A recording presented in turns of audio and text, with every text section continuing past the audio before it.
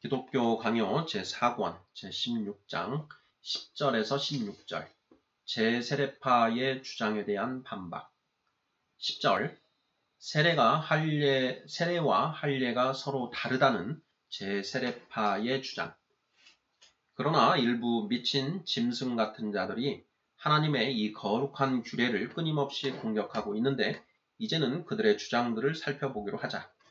첫째로, 그들은 세례와 할례 사이의 유사점 때문에 자신들이 굉장히 압박을 받고 있다고 느끼고서 세례와 할례가 서로 큰 차이가 있으며 사실 전혀 공통점이 없다고 주장한다. 이 두 규례는 그 나타내고자 하는 바가 서로 다르며 그 언약도 서로 다르며 자녀라는 이름에 포함된 사람들도 서로 다르다는 것이다. 그들은 이를 증명하기 위하여 할례는 죽이는 일의 상징이요 세례의 그림자가 아니었다고 주장한다. 이런 주장을 우리는 기꺼이 받아들인다. 왜냐하면 이 주장이 오히려 우리를 뒷받침해 주기 때문이다. 우리의 주장을 뒷받침하기 위해 우리가 사용하는 증거는 바로 세례와 할례가 죽이는 일의 표징이라는 것이다. 그리하여 우리는 세례가 과거 유대인들에게 할례가 의미했던 바를 우리에게 나타내 주기 위하여 할례의 자리를 대신하는 것이라고 결론짓는 것이다. 언약들이 서로 다르다고 주장하다니 이 얼마나 성경을 왜곡시키고 파괴하는 야만적인 오만함이란 말인가. 그것도 한 구절에서만 그런 짓을 하는 것이 아니라 성경 전체를 안전하게 그냥 버려두지 않으려 하고 있으니 말이다. 그들은 유대인들을 너무도 유욕이 가득하여 사람이라기보다는 오히려 짐승에 가까운 자들로 묘사한다. 그리고 그들과 맺은 언약도 세속적인 생활에서 더 벗어나지 않으며 그들에게 주어진 약속들도 현재의 육신 생활에만 유익을 주는 것이라고 본다. 만일 이런 가르침을 수용하게 되면 유대 민족은 마치 돼지떼를 돼지 우리에게 살찌게 키우듯이 한때 하나님께서 베푸시는 유익들로 만족하다가 결국 영원한 멸망 속으로 들어갔다는 것 이외에 무엇이 남겠는가? 우리가 할례와 또한 그것과 연관되는 약속들에 대해서 언급해도 그들은 즉시 대답하기를 할례는 하나의 문자적인 표징이었고 그 약속들은 세속적인 것이었다고 하는 것이다. 11절 할례의 약속은 영적인 약속이었음. 만일 할례가 문자적인 표징이었다면 세례 역시 분명히 그와 마찬가지로 생각해야 할 것이다. 골로새서 2장에서 사도는 그중 어느 하나를 다른 것보다 더 신령한 것으로 말하지 않기 때문이다. 그는 말하기를 그리스도 안에서 우리가 손으로 하지 아니한 할례를 받았으니 곧 육의 몸을 벗는 것이라고 하며 이어서 그것을 가리켜 그리스도의 할례라고 부른다. 골로새서 2장 11절. 그리고 이어서 이 진술을 설명하고자 그는 우리가 세례로 그리스도와 함께 장사되었다고 덧붙이고 있다. 골로새서 2장 12절. 세례와 할례가 동일한 것을 나타내고 있으니 세례의 실체와 세례가 이루는 것이 또한 할례의 실체요 할례가 이루는 것이라는 뜻이 아니라면 이 말씀이 과연 무슨 뜻이겠는가? 사도는 여기서 과거 할례가 유대인들에게 해당되었듯이 이제 세례가 그리스도인들에게 해당되는 것임을 증명하고자 하는 것이다. 이 두 표징들의 약속들과 그것들이 나타내는 바 신령한 신비가 일치한다는 것을 이미 분명하게 설명한 바 있으므로 여기서 그 문제를 길게 다루지는 않을 것이다. 다만 신자들에게 말하고자 하는 것은 내가 굳이 말하지 않더라도 표징이 다름 아닌 신령한 하늘의 것들을 나타내는데도 그것을 그저 이 땅에 속한 것이요 문자적인 것으로 보아야 하는지를 그들 스스로 생각해 보아야 한다는 것이다. 그러나 그들이 단순한 자들을 현혹시키지 못하도록 하기 위해서 우리는 이런 뻔뻔스러운 거짓을 포장하고자 그들이 내세우는 한 가지 반론을 반박하고자 한다. 구약시대에 하나님께서 이스라엘 백성들과 맺으신 그 언약에 포함되어 있는 주된 약속들은 분명 영적인 약속들이었고 또한 영생과 관련된 것이었다. 그리고 그 조상들은 그 약속들을 영적인 것으로 받아들였고 그리하여 그것들로부터 내세의 삶에 대하여 확신을 얻었으며 또한 마음을 다하여 그 삶을 사모하였다. 물론 하나님께서 그들에게 이 땅에 속한 물질적인 은택들로 자기의 선하신 뜻을 확증해 보이셨다는 것은 부인하지 않는다. 그러나 그 물질적인 은택들을 통해서 영적인 약속에 대한 소망도 함께 확증되었던 것이다. 예를 들어서 하나님께서는 그의 종 아브라함에게 영원한 복락을 약속하시면서 자신의 사랑을 눈으로 볼 수 있도록 분명하게 드러내시기 위하여 가나안 땅을 소유하리라는 또 하나의 약속을 거기에 덧붙이셨다. 창세기 15장 1절 18절 유대 민족에게 주어진 모든 지상적인 약속들은 반드시 이런 식으로 이해해야 마땅하다. 곧 영적인 약속을 모든 약속들의 머리로 보고 언제나 모든 약속들 가운데 가장 첫째 가는 약속으로 보아야 한다는 것이다. 그러나 이 문제에 대해서는 구약과 신약의 차이를 다룰 때에 이미 좀 더 상세히 말한 바 있으므로 여기서는 그저 간단히 언급하고 지나가기로 한다. 12절 육체의 자녀와 영적 자녀 자녀라는 용어의 용례에서 그들은 다음과 같은 차이를 찾는다. 구약시대에는 아브라함의 씨에서 난 자들을 가리켜 아브라함의 자녀들이라 불렀는데 지금은 그의 믿음을 본받는 자들을 가리켜 아브라함의 자녀들이라 부른다는 것이다. 그러므로 그들은 말하기를 할례를 통하여 그 언약의 교제 속으로 접붙여진 육체적인 유아들이 하나님의 말씀으로 말미암아 영생애로 중생한 신약의 영적 유아들을 미리 그림자로 보여주는 것이라고 한다. 이런 발언에는 사실 희미하게나마 진리가 반짝인다. 그러나 이 변덕스러운 심령들은 무엇이든지 처음 손에 잡히는 것을 붙잡고 거기서 더 나아가야 하는데도 그렇게 하지 않으며 여러 가지 것들을 함께 비교해야 하는데도 불구하고 완고하게 한 말씀에만 집착하는 큰 오류를 범하고 있는 것이다. 그리하여 그들은 계속해서 속임을 당할 수밖에 없다. 왜냐하면 무엇에 대해서든 건전한 지식을 가지려 하지를 않기 때문이다. 사실 육체적인 아브라함의 자손이 때로는 믿음으로 말미암아 아브라함에게 접붙임을 받는 영적인 자손의 자리를 취한 경우도 있었다는 것을 우리는 인정한다. 갈라디아서 4장 28절, 로마서 4장 12절 우리가 그와 혈연적인 관계가 전혀 없지만 우리는 그의 자녀들이라 칭함을 받고 있기 때문이다. 그러나 만일 그들 자신이 명백하게 시사하는 대로 아브라함의 육체적인 자손들에게는 하나님의 영적 축복이 전혀 약속된 바가 없다고 생각한다면 그것은 심각한 오류를 범하는 것이라 아니할 수 없다. 그러므로 우리는 성경의 확실한 인도하심을 받아 그보다 더 나은 목표를 지향해야 하는 것이다. 그러므로 여호와께서는 아브라함에게 땅의 온 족속들로 하여금 복을 받게 해줄 자손을 주겠다고 약속하시며 창세기 12장 3절 또한 동시에 그가 아브라함의 하나님이 되시고 그의 후손들의 하나님이 되시리라는 확신을 주시는데 창세기 17장 7절 믿음으로 그리스도를 그 축복의 주인으로 받아들이는 모든 자들이 바로 이 약속의 상속자들이며 따라서 아브라함의 자손이라 칭함을 받는 것이다. 13절 아브라함은 모든 믿는 자들의 조상임. 그리스도께서 부활하신 후 하나님 나라의 영역이 모든 민족들 가운데로 널리 확장되기 시작하였고 그리하여 그리스도의 말씀에 따라서 아브라함과 이삭과 야곱과 함께 하늘의 영광 가운데 앉도록 하기 위하여 도처에서 신자들을 모아드리는 일이 일어났다. 마태복음 8장 11절 그러나 그 이전에 여러 세기 동안 하나님께서는 그와 똑같은 큰 긍휼하심으로 유대인들을 포용하셨었다. 그리고 하나님께서는 다른 모든 민족들을 제쳐두시고 이 한 민족을 택하셔서 한동안 그의 은혜를 그 민족에게만 제한시키셨으며 그 때문에 그는 그 민족을 주의 소유된 백성이요 주께서 사신 백성이라 부르셨다. 출애굽기 19장 5절, 15장 16절 이러한 은총을 입증하기 위하여 할례가 주어졌다. 그 상징을 통해서 유대인들에게 하나님이 과연 그들의 구원의 주인이시라는 것을 가르치고자 하신 것이다. 이러한 사실을 깨달음으로써 그들의 마음은 영생의 소망을 갖게 되었다. 하나님께서 단번에 안전한 그의 보호하심 속으로 받아들이신 그 사람들에게 무슨 부족한 것이 있겠는가? 그러므로 유대인들뿐 아니라 이방인들도 아브라함의 자녀들이었음을 입증하기 위하여 사도는 이렇게 말한다.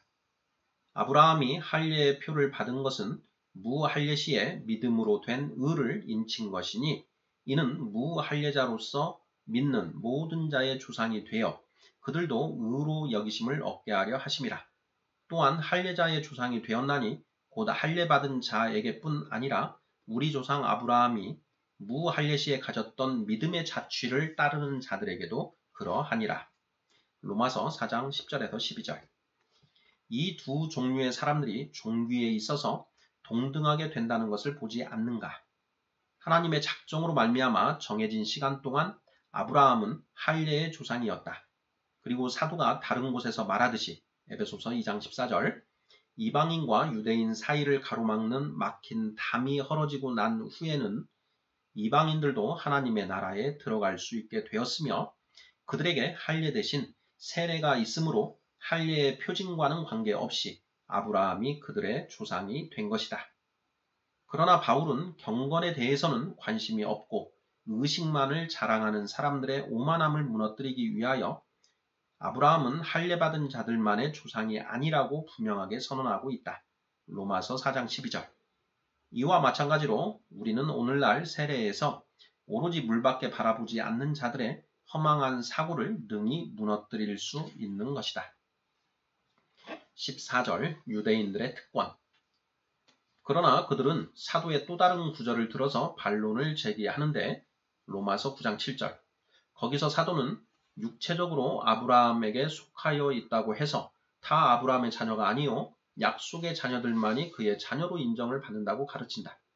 이러한 사도의 가르침은 마치 아브라함의 육체적인 자녀라는 사실이 아무런 의미도 없는 것처럼 사실 우리는 그 사실이 무언가 의미가 있다고 보지만 말하는 것 같아 보인다. 그러나 우리는 사도께서 거기서 논의하는 문제를 더 조심스럽게 살펴보아야 한다. 바울은 하나님의 선하심이 아브라함의 자녀들에게만 한정된 것이 아니라는 것을 유대인들에게 보여주고자 하는 의도로 마치 아무런 상관도 없는 자들처럼 내쫓긴 이스마엘과 에서의 예를 그 증거로 인용하고 있는 것이다. 로마서 9장 6절에서 13절. 그들도 아브라함의 혈통에서 난 친자손들이었지만 오직 이삭과 야곱에게만 복이 임하는 것이다. 이러한 사실은 바울이 그 다음에 진술하는 내용을 입증해 준다. 곧 구원이 하나님의 긍휼에 의존하는 것이요 하나님께서 그 원하시는 자에게 긍휼을 베푸신다는 것이다. 로마서 9장 15, 16절. 그러나 유대인들로서는 언약의 율법을 지키지 않으면, 즉 말씀에 순종하지 않으면 스스로 우쭐하거나 그 언약의 이름을 자랑할 이유가 하나도 없는 것이다. 그러나 바울은 유대인들이 자기들의 혈통에 대해 갖고 있는 허망한 자긍심을 제거하면서도 다른 한편으로는 여전히 하나님께서 아브라함의 후손들과 맺으신 그 언약이 결코 헛된 것이 될 수 없음을 인식하고서 로마서 11장에서 그는 아브라함의 육신적인 후손들이 그 합당한 위엄을 빼앗기지 않을 것임을 말한다. 그리고 계속해서 가르치기를 유대인들은 복음의 주 상속자요 본래적인 상속자들이라고 한다. 다만 그들이 감사치 않음으로 무가치한 자들로 버리운 바 되었을 뿐이다.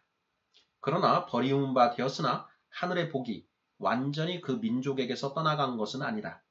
그렇기 때문에 그들의 완악함과 언약을 깨뜨리는 행위에도 불구하고 바울은 여전히 그들을 거룩하다고 칭한다.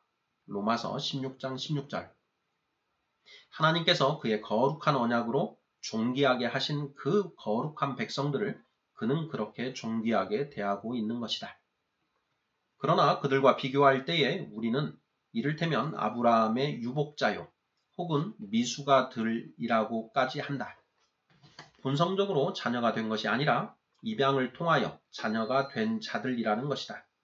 마치 가지를 나무에서 잘라내어 다른 나무의 줄기에 접붙이듯이 그렇게 접붙임을 받아 자녀가 된 자들이라는 것이다.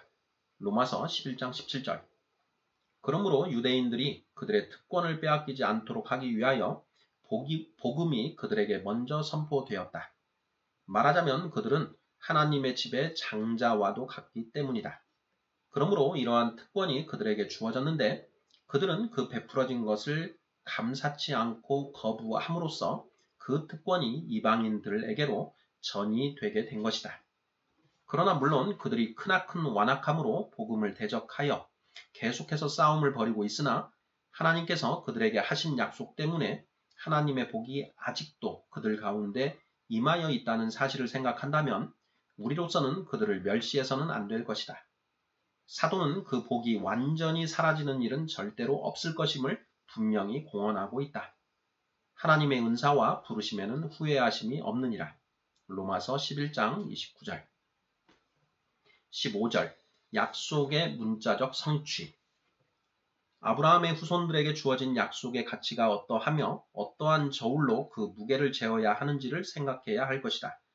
그러므로 물론 하나님의 나라를 유업으로 받을 자들을 사생자들이나 외인들과 구별하는 데 있어서 오직 하나님의 선택만이 자유로이 역사하지만 동시에 하나님께서는 특히 아브라함의 후손들을 그의 긍휼하심으로 껴안으시기를 기뻐하셨고 또한 그 긍휼하심을 더욱 분명히 드러내시기 위하여 그것을 할례로서 인치시는 것을 보게 되는 것이다.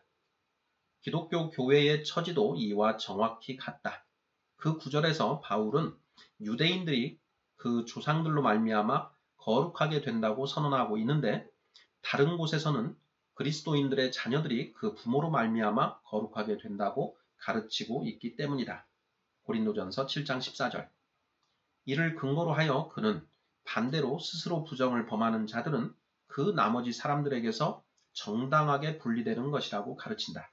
고린도전서 7장 15절 자 그러니 옛날 할례를 받은 유아들은 그저 하나님의 말씀을 통한 중생으로 말미암아 생겨나는 영적 유아들을 예표하는 것에 지나지 않는다는 우리 반대자들의 결론이 전혀 거짓이라는 것을 누가 과연 의심할 수 있단 말인가. 사도는 그리스도께서 할례의 추종자가 되셨으니 이는 조상들에게 주신 약속들을 경고하게 하시고 라고 말하는데 로마서 15장 8절 이는 마치 다음과 같은 식의 의미를 교묘하게 철학적으로 이야기하는 것은 아니다. 아브라함과 맺은 언약이 그의 후손들에게도 적용되므로 그리스도께서도 그의 아버지께서 행하신 맹세를 이행하시고 실현시키고자 유대 민족의 구원을 위하여 임하셨다. 그리스도께서는 부활하신 후에도 여전히 언약의 약속이 풍유적으로 뿐 아니라 문자적으로도 이루어져야 할 것이라고 생각하고 계신다는 것을 아는가? 이러한 점은 베드로가 유대인들에게 행한 선언에서도 드러난다. 이 약속은 너희와 너희 자녀에게 하신 것이라. 사도행전 2장 39절. 그리고 그 다음 장에서 그는 그들을 가리켜 언약의 자손, 즉 상속자들이라고 부르고 있다. 사도행전 3장 25절. 위에서 인용한 사도의 다른 구절에 나타나는 내용도 이와 별로 다르지 않다. 거기서 사도는 유아들에게 행해진 할례를 그들이 그리스도와 함께 가지는 교제의 증거로 이해하고 또한 그렇게 해석하고 있는 것이다. 에베소서 2장 11절에서 13절. 그러나 우리의 반대자들이 제기하는 사소한 논지들을 그대로 받아들인다면 여호와께서 제2계명에서 그의 종들에게 천대에 이르기까지 그 후손들에게 긍휼을 베푸시겠다고 공언하신 약속이 대체 어찌 되겠는가? 출애굽기 20장 6절. 이 문제를 풍유로 풀어서 문제를 피해 가겠는가? 그러나 그것은 발뺌하는 방법치고는 너무 경박스럽다 아니할 수 없다. 그렇다면 그 약속이 폐기되었다고 말하겠는가? 그렇게 말한다면 그리스도께서는 율법이 우리의 삶에 유익을 주도록 그것을 완전히 세우기 위하여 오셨는데 그것은 오히려 율법을 파괴시키는 것이 되고 마는 것이다. 그러므로 우리는 다음과 같은 사실을 논란의 여지가 없는 확실한 진리로 받아들여야 할 것이다. 곧 하나님께서는 자기 백성들에게 너무도 선하시고 자비하셔서 그들을 위하여 그들에게서 나는 자녀들까지도 자기의 백성들로 인정하기를 기뻐하신다는 사실 말이다. 16절 세례와 할례의 차이에 대한 주장을 반박함. 더욱이 그들이 세례와 할례의 차이를 주장하기 위하여 제시하는 논지들은 우스꽝스럽고 합리성이 전혀 결여되어 있을 뿐만 아니라 자기들끼리도 모순을 일으키는 것들이다.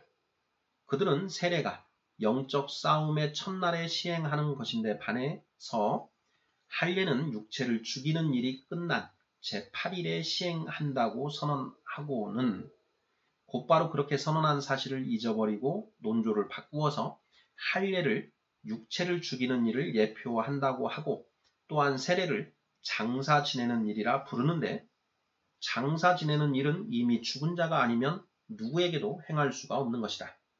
그러니 이런 경박스러운 모순들이 미친 망상이 아니고 무엇이란 말인가? 그들의 첫 번째 진술에 따르면 세례는 할례보다 앞서는 것일 수밖에 없고 두 번째 진술에 따르면 할례보다 나중에 오는 것일 수밖에 없으니 말이다. 사람들이 하나님의 지극히 확실한 말씀을 버리고 그 대신 자기들이 꿈꾸는 것들을 섬기게 되면 그 마음이 이리저리 방황하게 되어 있으니 이러한 것이 새삼스러울 것은 없다. 그러므로 단언하건대 앞에서 언급한 차이는 그저 꿈 같은 것에 지나지 않는다. 그들이 제8일이라는 것을 알레고리식으로 이해하려 했다 해도 이런 식으로 하는 것은 합당치 못한 일이었다. 옛 저술가들의 논지를 보더라도 엿업이라는 숫자는 부활을 지칭하는 것으로 보거나 부활이 제8일에 일어났고 새로운 생명이 바로 부활에 달려 있으니 말이다. 아니면 엿업을 현재의 삶의 과정 전체를 지칭하는 것으로 보는 편이 더 적합할 것이다. 그동안 죽이는 일이 계속 진행되어야 하고 삶이 맞춰질 때에 그 일이 완성되는 것이기 때문이다. 그러나 할례를 제8일이 되기까지 연기하도록 하시면서 하나님께서는 연약한 유아를 배려하고자 하신 것일 수도 있다. 아기가 출생하자마자 할례를 행하게 되면 그 상처가 아기에게 너무 위험할 것이기 때문이다.